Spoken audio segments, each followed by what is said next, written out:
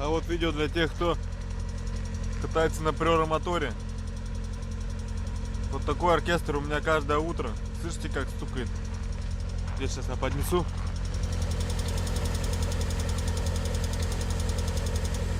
Опа! Вот такой оркестр у меня каждое утро.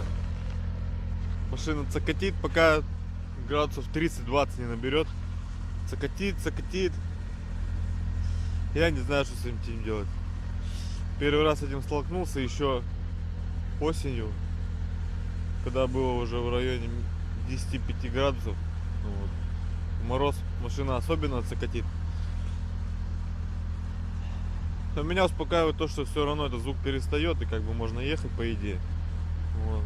Но хотелось бы узнать у опытных курьероводов, что они с этим делают.